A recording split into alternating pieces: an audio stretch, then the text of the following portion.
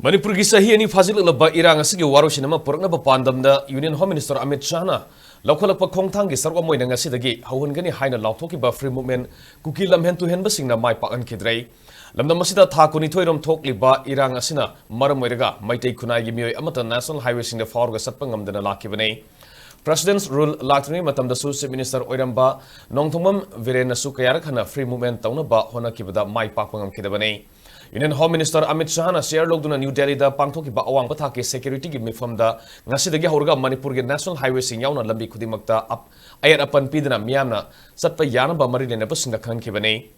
Federation of Civil Society Organization Fox Manipur Union Home Minister Amit Tana lauthoki ba free movement asiga mari lena Imphal ge Sanapati fawba peace rally ama sinduna matam kuina unakidraba yellow missing unana bugidamak Sanapati tamna satpada segma gi pangaltabi oil pump mamangda security force na Thattuna Makha Tana Chat-Hankhidare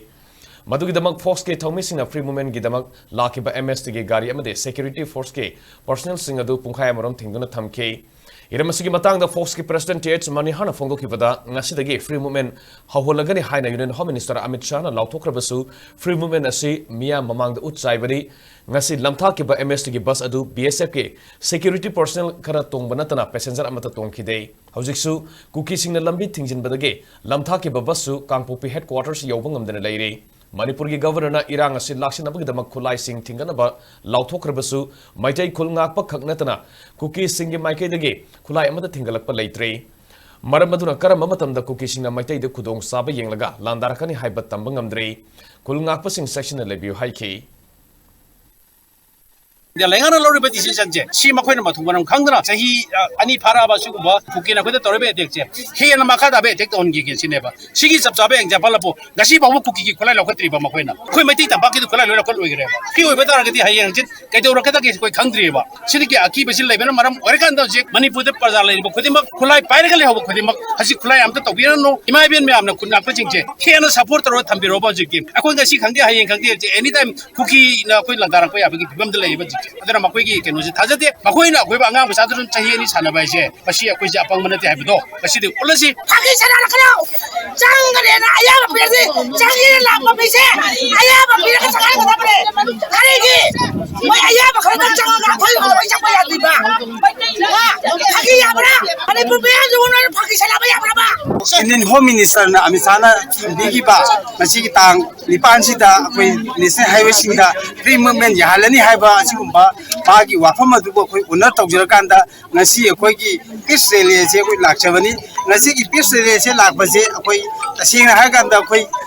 violence jawgataba nati shanti ki paujel puba adugumba peace rally amani masi ki peace rally se koi na lamtharaka Senapati ki public ground yorakanda Senapati ki CSO mayam koi hana paw phawna jakre makoi koi wokadawgi Senapati da ngaidan lei hoji se akoi asigumba masi ki national highway da tariba tonga ba koi ki indigenous people se koi ki chingtam lainari ba mari se ani rom se koi yamna nungai taba thawdoksna maram kanda